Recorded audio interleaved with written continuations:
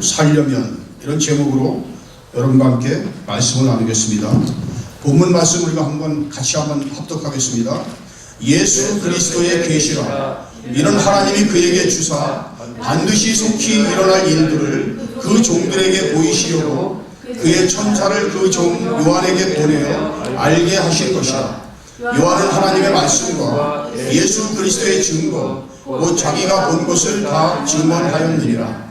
이 예언의 말씀을 읽는 자와 듣는 자와 그 가운데 기록한 것을 지키는 자는 복이 있나니 때가 가까우니라. 요한은 아시아에 있는 7 교회에 편지하노니 이제도 계시고 전에도 계셨고 장차 오실 이와 그의 보좌 앞에 있는 7 영과 또 충성된 증인으로 죽은 자들 가운데서 먼저 나시고 땅의 임금들의 머리가 되신 예수 그리스도로 말미암아 은혜와 평강이 너희에게 있기를 원하노라. 우리를 사랑하사 그의 피로 우리 죄에서 우리를 해방하시고 그의 아버지 하나님을 위하여 우리를 나라와 제사장으로 삼으신 그에게 영광과 능력이 세세토록 있기를 원하노라.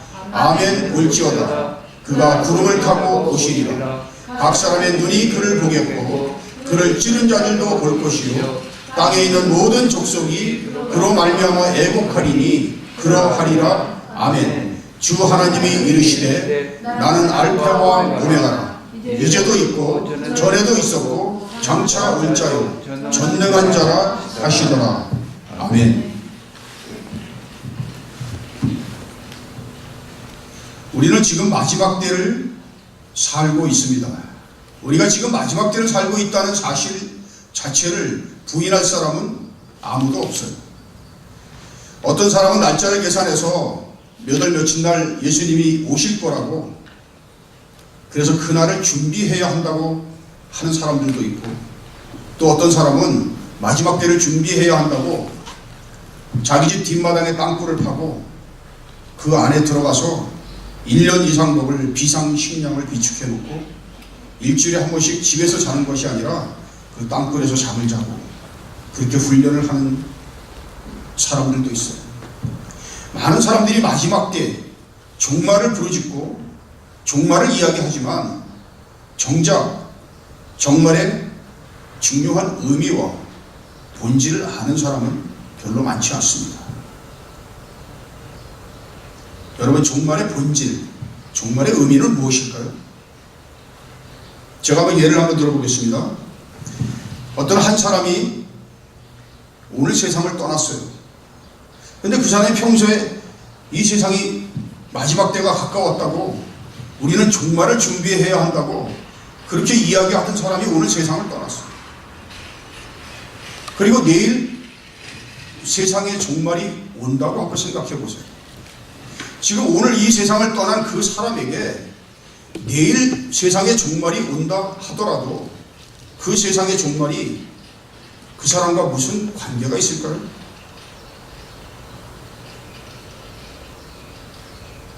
우리는 막연하게 세상의 종말, 세상의 끝이 온다고 이야기를 하지만 세상의 종말보다 더 중요한 것은 우리 한 개인의 종말이라고.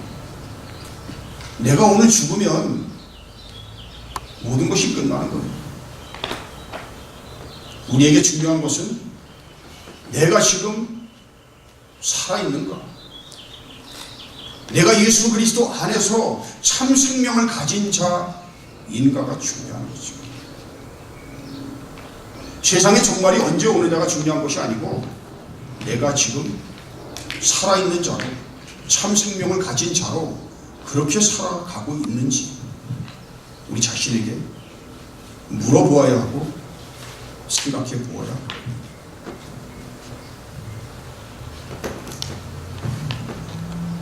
이 종말이라고 하는 단어는 영어로 에스커탈로지라고 합니다.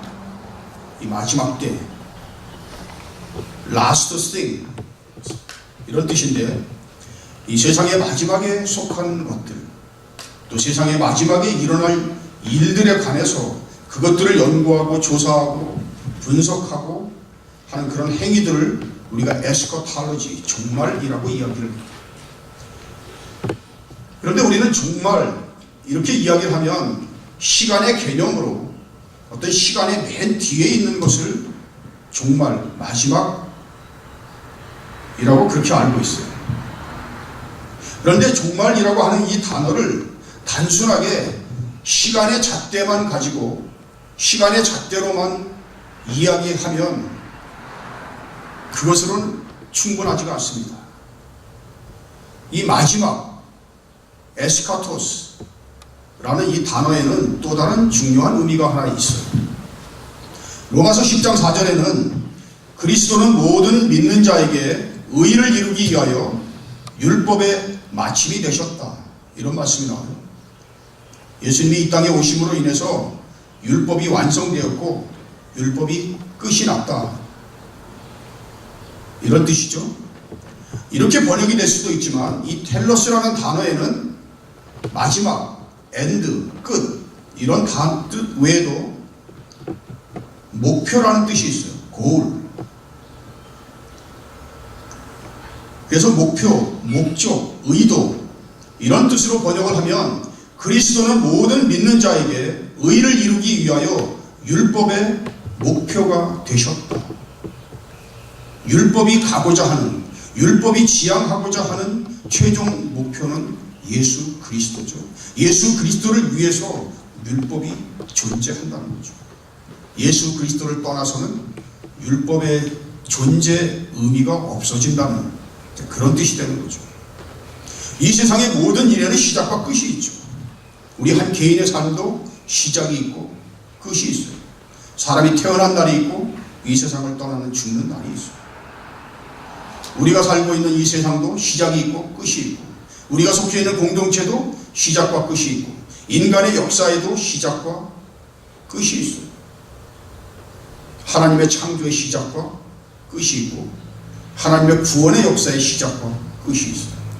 이 모든 일의 시작과 끝이 있다는 것은 그 시작과 끝도 중요하지만 그 시작과 끝 사이에 놓여있는 것들의 의미, 목적, 의도, 계획, 이런 것들이 중요하다는 거죠.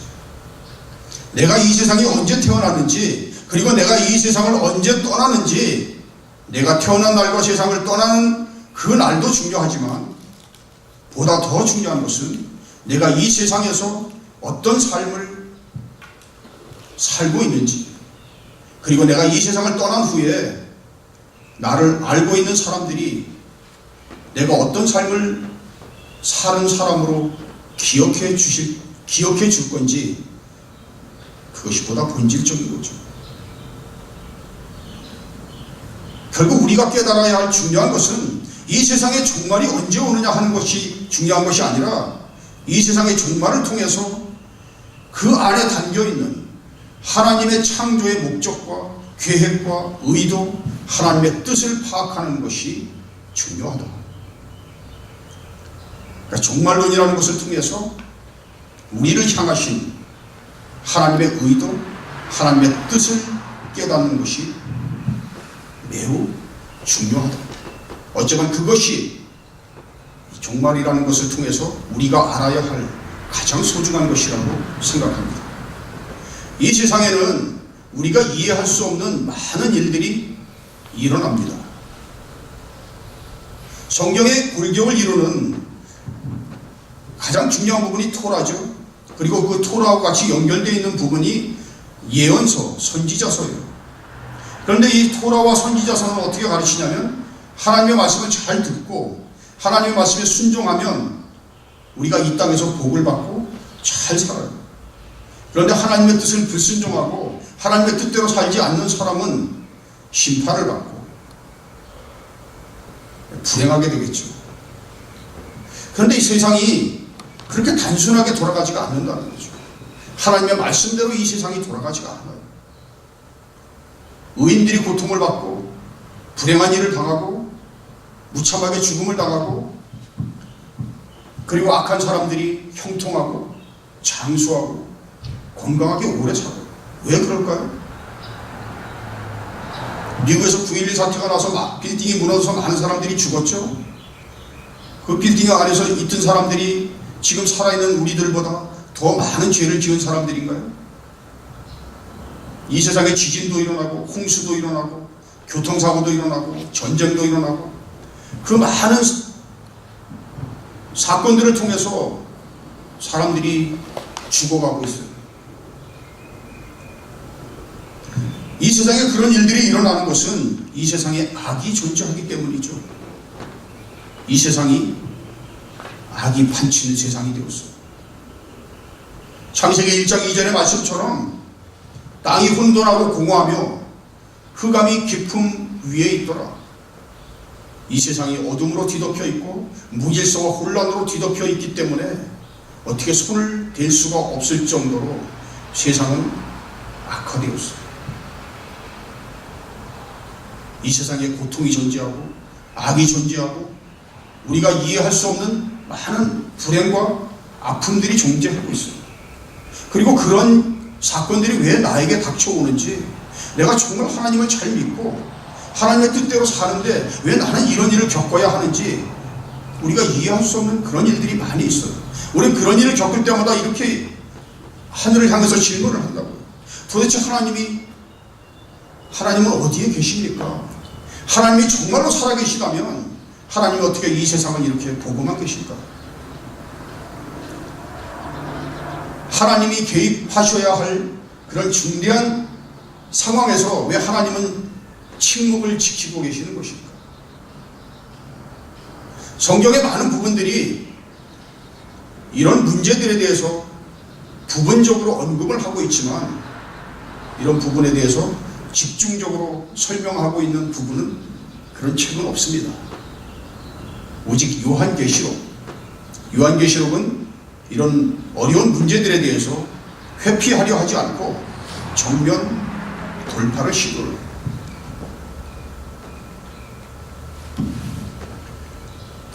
이 하나님의 말씀은 하나님의 약속으로 이루어진 책이죠. 하나님께서 약속을 주셨어요.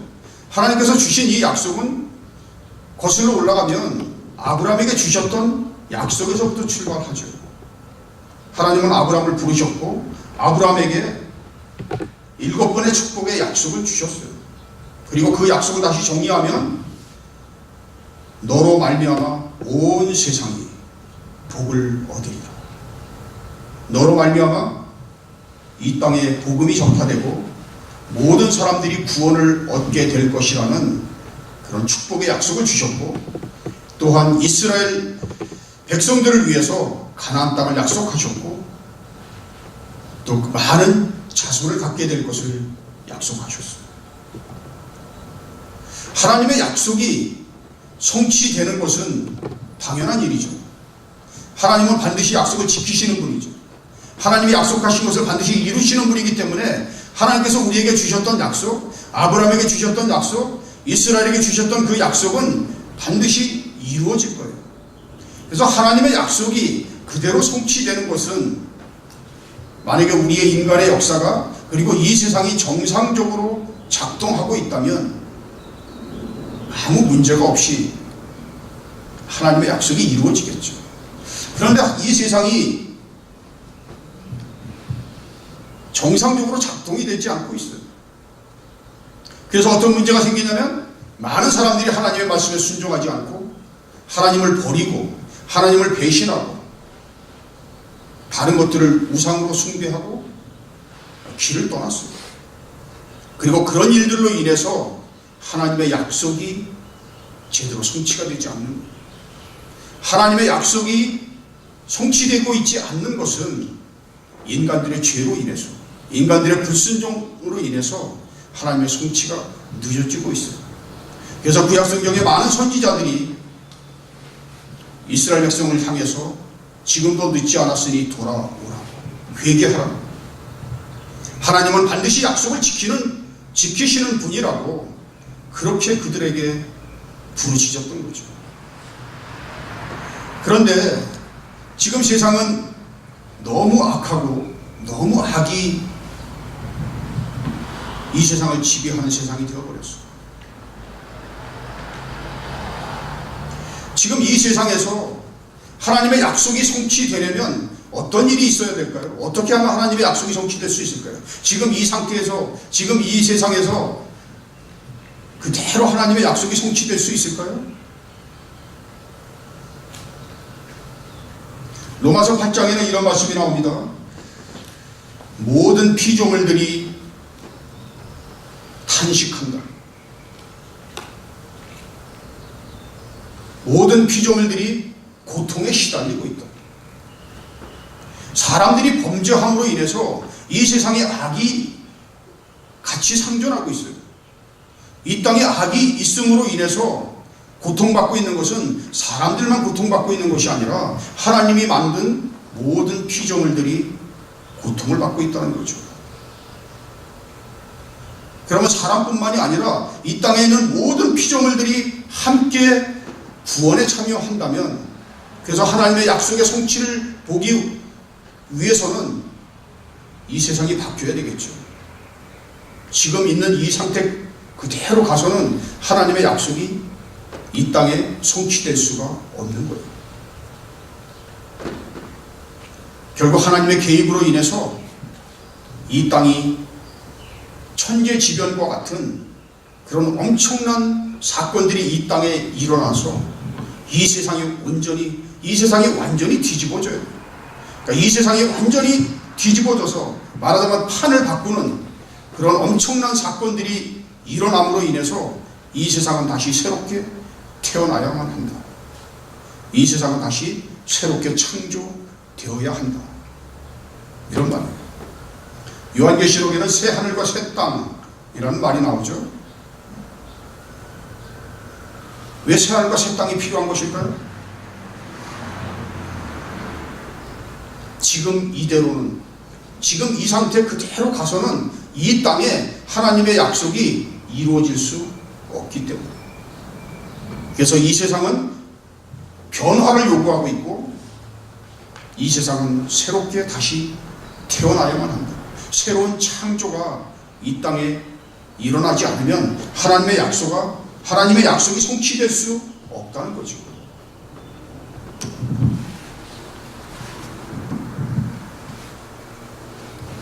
이스라엘의 역사는 고난과 고통으로 가득 차 있어요. 근데 이스라엘의 역사뿐만이 아니라 초대교회 크리스천들의 역사를 보면 그들이 많은 핍박과 박해를 받고 고통에 시달렸어요. 결국 하나님을 온전히 믿는 사람들이 고난과 고통의 역사를 통과하면서 많은 상처와 아픔을 받게 됐어요. 그리고 그들이 받았던 상처와 아픔이 그들에겐 트라우마가 됐어요. 이스라엘 백성 한 사람 한 사람, 그리고 이스라엘이라는 공동체, 그리고 교회, 초대교회를 믿는 그 많은 크리스천들이 그들 마음속에는 트라우마가 생겼어요.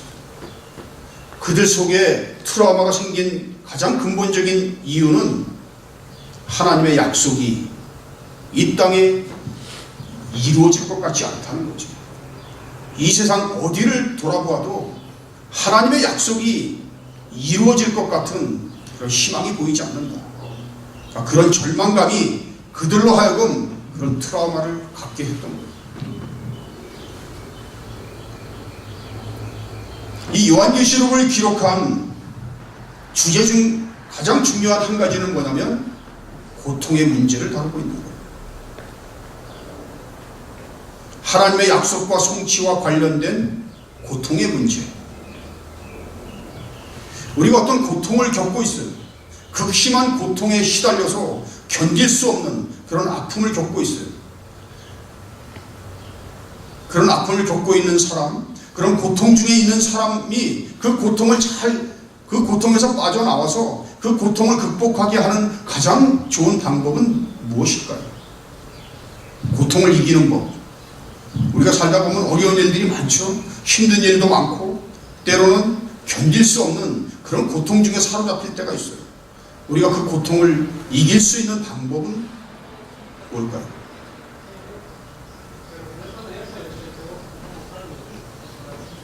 우리가 어떤 이해할 수 없는, 의미를 알 수 없는 어떤 일을 계속 반복하다 보면 사람이 금방 지치게 되고 그 일을 계속하기가 힘들어져요. 근데 그 똑같은 일에 내가 어떤 의미와 가치를 그 안에서 발견하게 되면 그 일은 나에게 기쁨을 주는 일이고 보람찬 일이죠. 우리가 공부를 하는 것도 마찬가지예요. 내가 이 공부를 왜 하는지, 그 공부를 해야 하는 그 이유에 내 의미와 가치를 발견하면, 내가 공부를 열심히 해서 이 공부를 통해서 내가 인격이 성숙해지고 또 많은 지식을 갖게 되고 훌륭한 사람이 되어야 하겠다. 내 꿈과 목표가 있기 때문에 내가 이 공부를 해야 한다. 근데 공부를 열심히 할 수 있겠죠. 힘들어도 참고 할 수 있겠죠. 그래서 내가 아무 의미가 없는 이 공부를 내가 왜 해야 하는지 이유도 모르면서 밤새고 공부를 하라면 아무도 할 수 있는 사람이 없어요. 인간은 의미와 가치를 추구하는 존재예요. 고통 중에 있는 사람, 고통에 빠져 있는 사람이 그 고통으로부터 빠져나오게 할 수 있는 가장 좋은 방법은 고통의 의미를 알려주는 거예요. 이유가 있는 고통, 의미와 가치가 있는 고통은 더 이상 고통이 아닙니다. 그 고통은 참을 만한 고통이고 아름다운 고통이 될 수 있는 거죠. 이 요한계시록은 아시아에 있는 7 교회의 성도들에게 전해졌어요. 그들은 로마 제국의 박해를 받고 있거나 곧 박해를 받을 그런 위기 상황에 놓여 있었던 사람들이에요. 오늘 죽을지 내일 죽을지 모르는 그런 불확실한 상황 속에서 그런 불안에 시달리면서 고통 중에 있는 그런 사람들이었어요. 그런데 그런 사람들에게 요한계시록을 작성해서 그들에게 이 편지를 나누어 주었어요. 그런데 이 편지를 읽어보니까 여기에 세상의 종말을 얘기하고 있어요. 지금 고통 중에서 오늘 죽을지 내일 죽을지 모르는 사람들에게 세상의 마지막을 보여주는 이유는 무엇일까요? 어떤 사람들이 말하는 것처럼 이 세상의 종말에는 마지막 때는 베리칩이 나와서 많은 사람들이 이렇게 될 것이다. 3차 전쟁이 일어난다. 3차 대전이 일어난다. 이렇게 이야기하는 사람들이 있는데, 지금 그 아시아에 있는 7 교회에 있는 성도들, 그들이 지금 박해를 받고 있고 고통 중에 있고 불안감에 시달리고 있어요. 그럼 그들에게 편지를 써서 주면서 이거는 너희들이 잘 몰라도 된다. 2000년 후에 일어날 일인데 그때는 무슨 컴퓨터가 나오고 무슨 베리칩이 나올 거야. 그럼 그 사람들이 그런가요? 그 사람들에게 그게 무슨 도움이 되겠어요?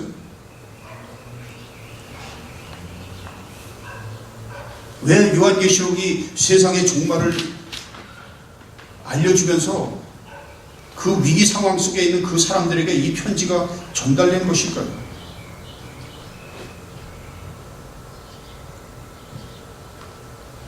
여러분, 이 하나님의 구원의 역사는 한 곡의 노래와 같습니다. 우리가 어떤 노래를 한 소절만 들으면 노래를 알 수가 없죠. 그 노래가 뭐에 관한 노래인지 잘 알 수가 없잖아요. 노래를 처음부터 끝까지 들어봐야 그 노래가 무엇에 관한 노래인지, 그 노래의 주제가 무엇인가를 알 수가 있겠죠. 마찬가지로 하나님의 구원의 역사를 우리는 부분적으로만 알고 있을 뿐, 하나님의 구원의 역사의 처음부터 끝까지를 한 번도 제대로 본 적이 없어요. 바로 이 요한계시록은 파노라마처럼 펼쳐지는 거대한 하나님의 역사, 그 역사의 시작과 끝을 보여줌으로 인해서 그 거대한 역사의 흐름 속에서 지금 우리가 어디에 서 있는지, 나의 위치를 발견하고, 그리고 내가 지금 무엇을 해야 하는지를 깨닫게 하기 위한 것이었어요. 그런 거대한 하나님의 역사의 흐름을 그들에게 보여주고, 그들에게 비전을 심어주고, 그들에게 희망을 주기 위한 것이었어요. 하나님의 구원의 역사가 이렇게 시작이 돼서 이렇게 끝나는 것이구나. 내가 지금 너무 힘들다고 이렇게 생각을 했는데 나는 아주 작은 부분, 내가 있는 이곳은 아주 작은 부분이었구나. 더 쉽게 말하면 요한계시록의 저자는 우리를 지구 바깥으로 데리고 갑니다. 지구 바깥으로 우리를 데리고 가서 지구 안에 있는 나를 들여다보게 해요.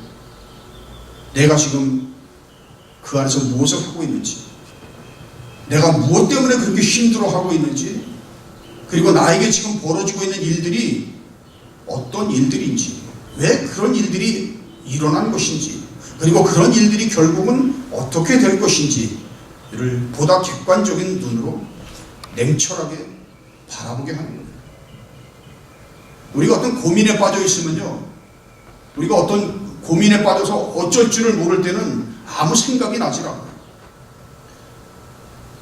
거기서 그것을 해결하려면 그 문제에서 한 발 뒤로 물러서서 객관적으로 그 문제를 바라볼 때 그 문제 해결책이 나오게 되는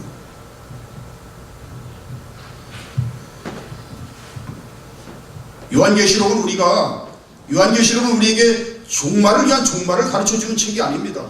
무슨 이게 예언서도 아니고 무슨 점쟁이처럼 무엇을 세계의 종말이 언제 온다고 그것을 가르쳐주는 책이 아닙니다.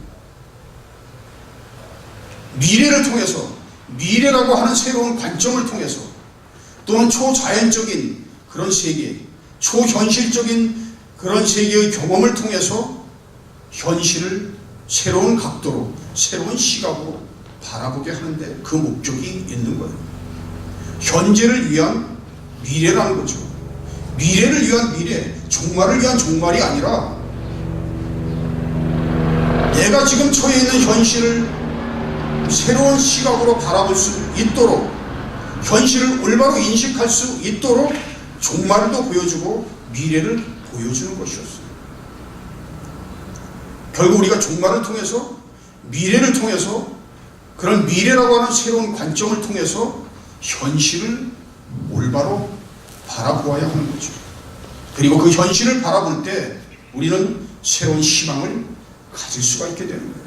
하나님의 약속이 이런 악의 문제로 인해서, 죄악의 문제, 그런 악의 세력들로 인해서 아직 성취가 되지 못했는데 결국 하나님은 역사의 마지막을 보니까 결국 하나님이 승리하시는구나.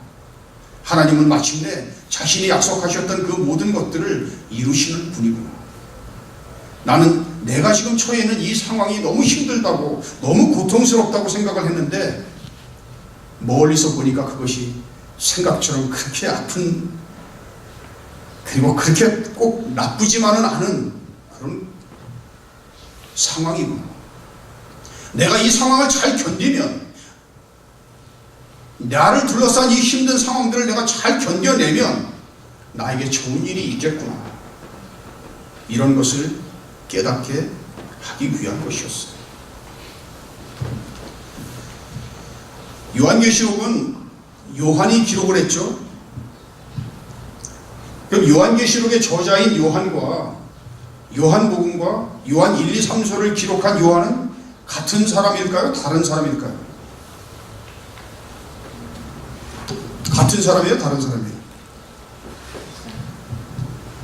학자들에 따라서 동일한 인물이라고 말하는 사람도 있고 전혀 다른 사람이라고 말하는 사람들이 있어요. 우리가 그것이 동일한 사람인지 다른 사람인지는 분명하지가 않아요. 그래서 그거는 정확하게 제가 말씀을 드리기가 어렵습니다. 그런데 한 가지 중요한 아주 흥미로운 사실 하나는 요한계시록의 저자의 눈은 미래를 향하고 있죠.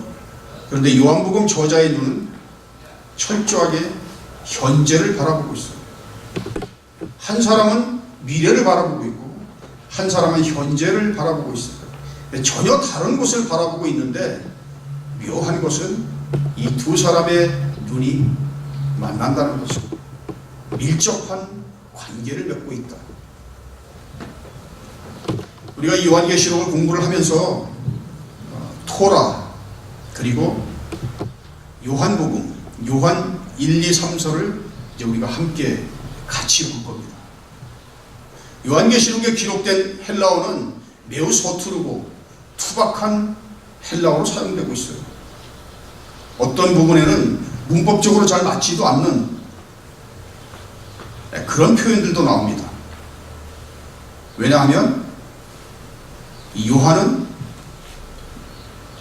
헬라어를 모국어로 사용하는 사람이 아닌 유대인이었고 그가 비록 헬라어로 글을 기록하기는 했지만 그 안에는 히브리 정신이 살아 숨쉬고 있기 때문입니다. 따라서 이 요한계시록을 우리가 접근하면서 토라와 히브라이즘에 대한 올바른 이해가 먼저 선행되어야 합니다. 그래서 토라와 히브라이즘을 근거로 해서 우리가 요한계시록을 이제 1장부터 이제 차근차근 같이 말씀을 나눠보겠습니다. 1절에는 이런 말씀이 나옵니다. 한번 같이 한번 읽어보겠습니다. 예수 그리스도의 계시라. 예수 그리스도의 계시라. 이 말은 예수 그리스도가 주시는 계시인가요? 아니면 예수 그리스도에 관한 계시인가요? 요한계시록 5장에 보면 7인으로 봉한 두루마리가 나옵니다. 그 7인으로 봉한 두루마리를 펼칠 수 있는 사람, 그래서 그 안에 있는 내용을 공개할 수 있는 사람이 누구죠? 어린 양 예수 그리스도. 7인으로 봉한 두루마리를 펼쳐서 그 안에 있는 내용을 공개하실 수 있는 유일한 분은 어린 양 예수 그리스도였어요. 예수 그리스도의 계시는 바로 예수 그리스도가 주는 계시, 보다도 정확하게 말하면 예수 그리스도로부터 오는 계시였어요. 이 계시의 근원은 하나님이죠. 하나님께서 예수 그리스도에게 계시를 알려주셨고, 이 예수 그리스도께서 다시 그 계시를 천사에게 알려주었고, 천사를 통해서 요한에게 이 계시가 전달되었어요. 이 계시라고 하는 말은 헬라어로 아포칼립시스라고 말해요. 영어로는 언카버링, 언베일링, 감추인 것을 드러내다. 지금까지 감춰져 있던 것, 아무도 알지 못했던 비밀을 이제 그 비밀을 공개한다는 거죠. 비밀의 내용이 매우 중요하겠죠. 그 비밀의 내용이 요한계시록 전체의 내용에 담겨 있어요. 그래서 우리가 요한계시록을 공부해 가면서 예수 그리스도의 계시, 그 계시의 내용은 무엇인가 이제 하는 부분들을 이제 우리가 알게 될 텐데, 가장 중요한 것은 그 계시의 핵심을 이루고 있는 내용이 뭐예요? 하나님의 창조의 목적, 계획, 하나님의 의도, 하나님의 뜻, 그것이 바로 예수 그리스도의 계시의 핵심 내용이죠. 그 하나님의 뜻, 그것은 이제 우리가 요한계시록을 통해서 알게 될 겁니다. 그런데 1절에 이런 말씀이 나와요. 이 계시를 알려주면서 이 계시는 반드시 속히 일어날 일이다, 이렇게 말씀하고 있어요. 반드시 속히 일어날 일, 현재가 아니라 앞으로 미래에 일어날 일이라는 거죠. 마지막 때에 일어날 일이라는 거죠. 그런데 속히라는 말을 쓰고 있어요. 속히, 빨리, 엔타케이. 왜 빨리라는 단어로 사용하고 있을까요? 이 마지막 때가 언제 일어날지 모른다는 뜻인가요? 마지막 때가 멀리 있는 줄 알았는데 빨리 일어난다고 쓰고 있어요. 빨리 일어난다. 3절에는 때가 가깝다, 이런 말씀이 나옵니다.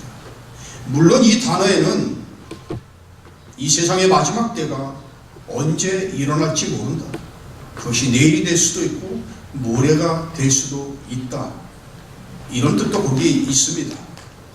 그러나 우리가 주목해야 할 정말 중요한 의미는 우리가 생각하는 마지막 때, 그 마지막 때는 막연한 것이 아니라 예수 그리스도가 이 땅에 오심으로 인해서 이미 시작되었다, 이런 뜻이에요.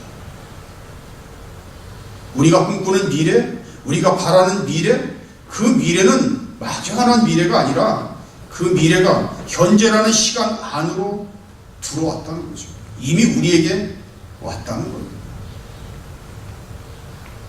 예수님은 뭐라고 말씀하셨어요? 회개하라, 천국이 가까웠느니라. 천국이 가까이 있다. 하나님의 나라가 가까이 있다. 하나님의 통치가 가까이 있다. 이 말은 예수 그리스도를 통해서 하나님의 나라가, 하나님의 통치가 이미 우리 안에 시작되었다. 이런 뜻이죠.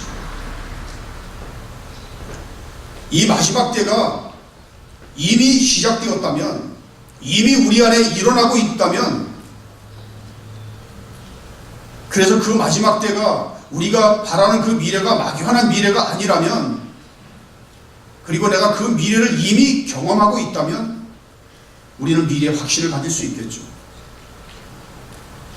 우리가 미래에 대해서 확신을 가질 수가 없으면 기다릴 수가 없습니다. 기다림이라고 하는 것은 확신이 없이는 기다릴 수가 없는 거예요. 예수님이 언제 오실지, 이 세상의 마지막 때가 올지, 정말 오실지, 정말 이 세상의 마지막에 오는 건지, 그것에 대한 믿음, 확신이 없이는 우리는 단 하루도 기다릴 수가 없어요. 그런데 우리가 기다릴 수 있는 이유는 그 마지막 때가 이미 우리에게 왔고, 그 미래가 이미 우리에게 왔다. 그래서 이미 우리 안에 시작되었다. 그것을 우리가 경험하고 있기 때문에, 그래서 우리는 믿음의 확신을 가질 수 있고, 그래서 우리는 인내할 수 있고, 그래서 우리는 기다릴 수 있다. 이런 의미가 담겨 있어요. 네, 2절에는 아주 중요한 말씀이 나옵니다. 우리가 한번 같이 한번 읽겠습니다. 하나님의 말씀과 예수 그리스도의 증거, 곧 자기가 본 것을 증언하다. 1절에 하나님께서 예수 그리스도의 계시를 주셨죠. 그래서 그 예수 그리스도의 계시라는 말로 시작했어요.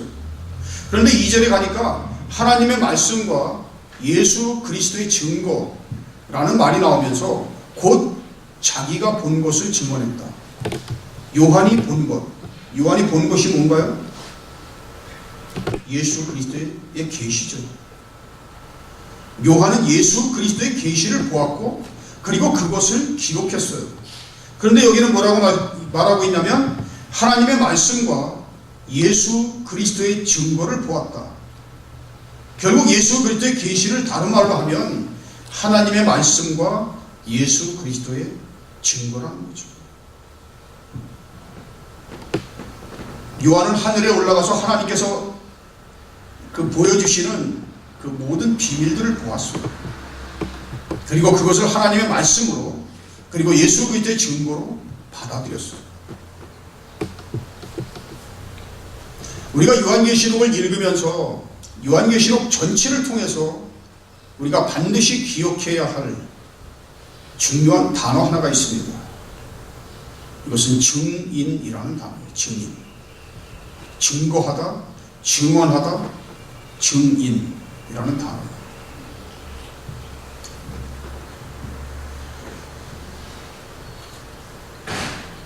요한복음 18장 37절에는 이렇게 말씀하고 계십니다. 예수님께서 빌라도 앞에 서서 이렇게 말씀하고 있어요. 내가 이를 위하여 태어났고 내가 이를 위하여 세상에 왔으니 곧 진리에 대하여 증언하려 함이로다. 예수님이 뭐하러 이 땅에 오셨다고요? 진리에 대해서 증언하기 위해서, 진리를 증거하기 위해서 증인으로, 진리의 증인으로 이 땅에 오셨다고. 그런데 진리는 무엇입니까? 예수님이 나는 길이요 진리요 생명이라고 말씀하셨어요. 예수님 자신이 진리이면서 예수님은 진리의 증인으로 진리를 증거하기 위해서 이 땅에 오셨던 거죠. 사도행전 1장 8절에 예수님은 제자들에게 이렇게 말씀하셨어요. 예루살렘과 온 유대와 사마리아와 땅끝까지 이르러 내 증인이 되라. 우리가 예수 그리스도를 따라간다는 것은, 예수 그리스도의 제자가 된다는 것은 예수님이 충성된 증인으로 이 땅에 오셨던 것처럼 우리도 증인의 삶을 살아야 합니다.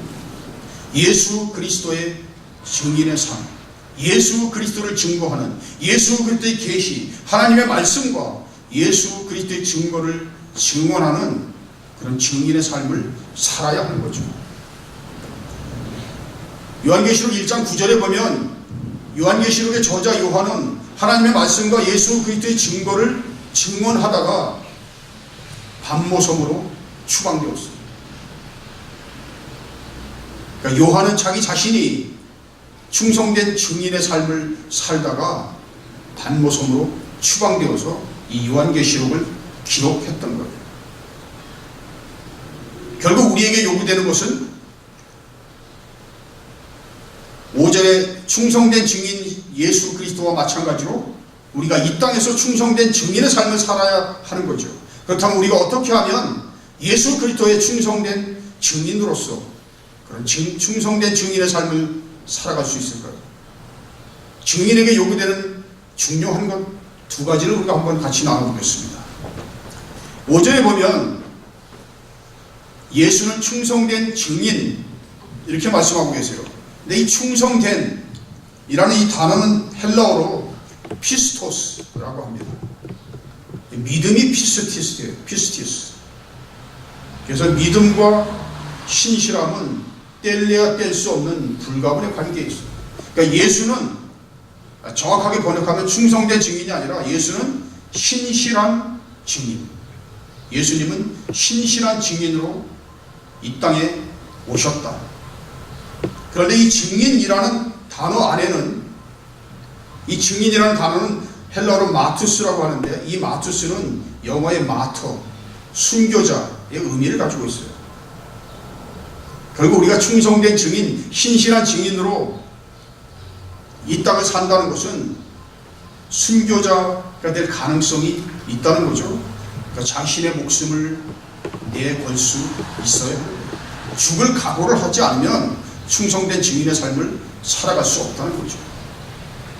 계시록 12장 11절에는 그들은 죽기까지 자기 생명을 아끼지 아니하였다.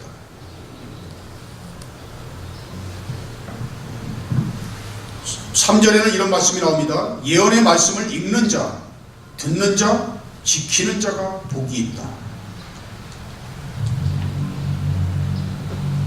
예수 그리스도의 계시, 예언의 말씀, 하나님의 말씀, 예수 그리스도의 증거, 이것을 읽고 듣는 것으로 끝나는 것이 아니라 그것을 우리의 삶에 적용시켜서 우리가 정말 충성된 증인의 삶을 살기를 원한다면 그 말씀을 지켜야 한다. 말씀대로 살아야 한다는 거죠. 요한계시록에 하나님을 믿는 신실한 자들, 예수 그리스도를 따르는 자들, 그들은 하나님의 말씀을 지키는 자, 계명을 지키는 자로 표현하고 있어요. 요한계시록 12장 17절 한번 같이 읽을까요? 용이 여자에게 분노하여 돌아가서 그 여자의 남은 자손 곧 하나님의 계명을 지키며 예수의 증거를 가진 자들과 더불어 싸우려고 바다 모래 위에 섰더라. 네, 이 사람들이 어떤 사람들이에요? 하나님의 계명을 지키는 사람들, 하나님의 말씀을 지키는 사람들, 그리고 예수의 증거를 가진 사람들입니다. 충성된 증인의 삶을 살기를 원한다면 우리가 하나님의 말씀을 지키고 예수 그리스도의 증거를 가진 자로서 예수 그리스도를 증거하는 예수 그리스도의 증인이 되어야 한다. 그런 뜻이죠. 요한계시록 14장 12절에는 이런 말씀이 나옵니다. 같이 한번 읽겠습니다. 성도들의 인내가 여기 있나니 그들은 하나님의 계명과 예수에 대한 믿음을 지키는 자니라. 이 사람들이 어떤 사람들이에요? 하나님의 계명, 하나님의 말씀을 지키는 자들이고 또한 예수에 대한 믿음을 지키는 자들입니다. 우리가 예수의 뒤를 따르는 신실한 증인의 삶을 살기를 원한다면 하나님의 계명, 하나님의 말씀, 그리고 예수 그리스도에 대한 믿음을 끝까지 지키는 사람들이 되어야 하는 거죠. 요한계시록에는 유독 강조하는 한 단어가 있습니다. 거짓말하는 사람은 결코 생명책에 기록이 될 수가 없다. 거짓말하는 사람은 하나님 나라에 들어갈 수가 없다. 이런 말씀들이 계속 반복돼서 나옵니다. 여러분, 증인이라고 하는 것은 증인이 내가 어떤 사람의 증인으로 법정에 섰어요. 근데 그 법정에 서서 진실을 말하지 않고 거짓을 말하면 증인의 자격을 가질 수가 없죠. 우리가 증인의 삶을 살려면 거짓말해서는 안 되는 거죠. 거짓말하는 자가 되어서는 안 되는 거죠. 거짓말 하지 않는 자가 되어야 한다. 어떤 사람을 말하는 것일까요? 거짓말하지 않는 자. 이 구약 성경에 보면 하나님은 결코 거짓말을 하시지 않는 분이다, 이런 말씀이 나오면서 하나님의 말씀에는 반드시 성취가 따르고 열매가 따른다고 말하고 있습니다. 내가 어떤 말을 했는데 그 말이 열매를 맺지 못하고 그 말이 성취가 이루어지지 않고 그 말이 그냥 빈 상태로 다시 돌아와요. 이것이 거짓말이에요. 열매가 없는 말, 성취가 없는 말, 이런 말이 거짓말이에요. 그러면 내가 아무 성취가 없는 말, 속이 텅 비어있는 말을 하는 이유는 내 속에 다른 생각이 있기 때문이죠.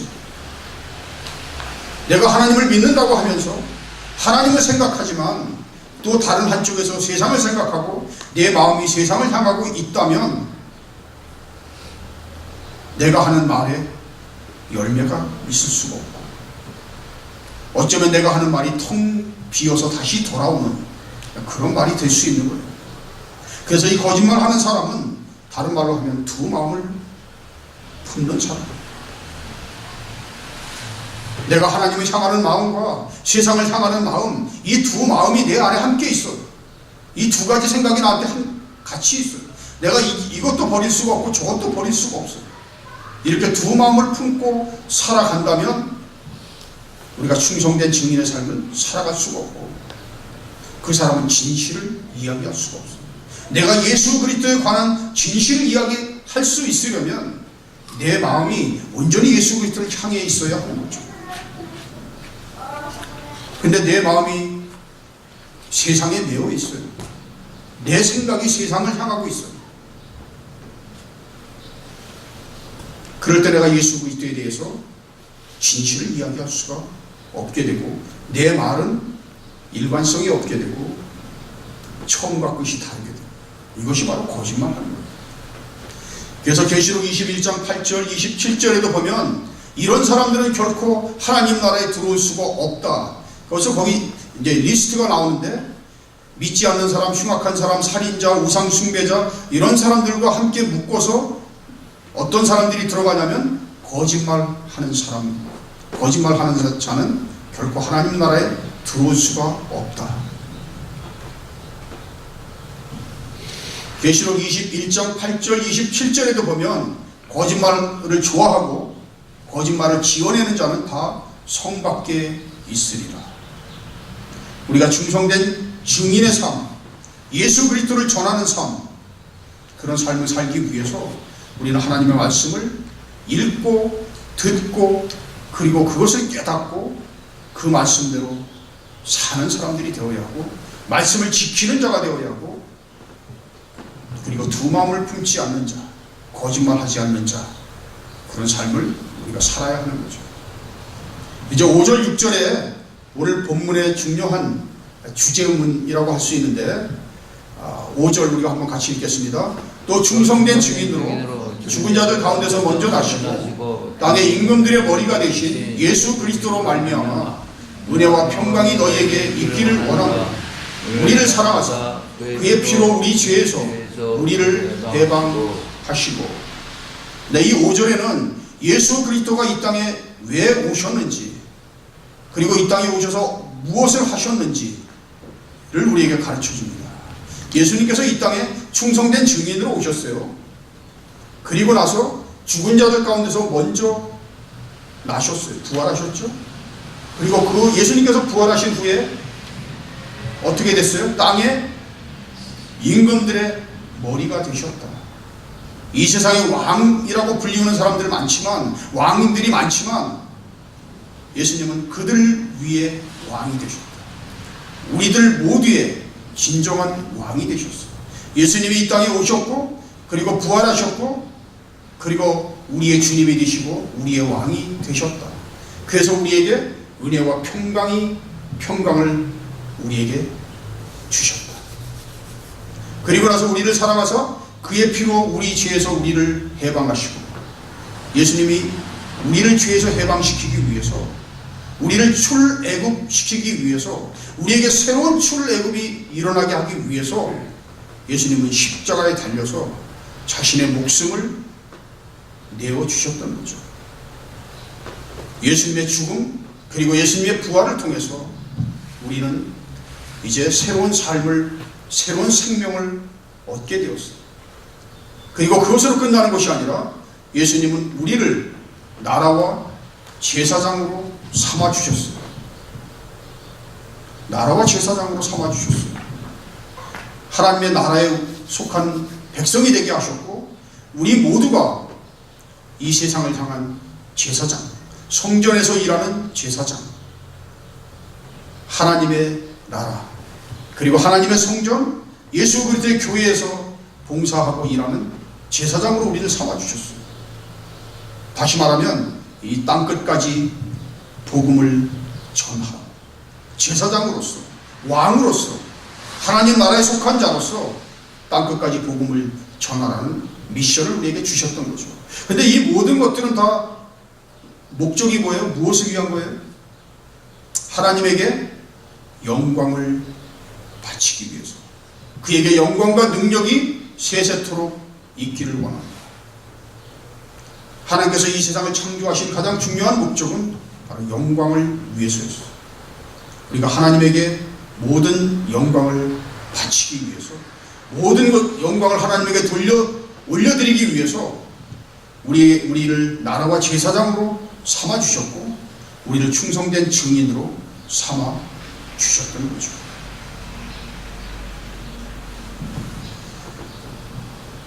이제 오늘 이 본문을 통해서 예수 그리스도가 이 땅에 오셔서 우리를 하신 일, 그리고 우리에게 주신 미션을 기억하면서 우리가 충성된 증인의 삶을 사는 여러분 되시기를 소원합니다. 7절에 보면 예수님께서 이 땅에 구름을 타고 다시 오시는데, 그 구름을 타고 다시 오실 때 모든 사람들이 애곡하리라고 말씀하셨습니다. 스가랴서에 나오는 말씀인데, 이 모든 사람들이 애곡하는 눈물, 많은 사람들이 예수님께서 다시 오실 때 흘리는 이 눈물이 회개의 눈물일까요? 아니면 때늦은 후회와 절망의 눈물일까요? 예수님께서 이 땅에 다시 오실 때 우리가 흘리게 되는 눈물이 때늦은 후회와 절망의 눈물이 되지 않기를 원합니다. 예수님께서 이 땅에 다시 오실 때 우리가 기쁨으로 예수 그리스도를 맞이할 수 있는 준비된 신부로서, 충성된 증인으로 그런 신실한 삶을 사는 여러분 되시기를 주님의 이름으로 축원합니다.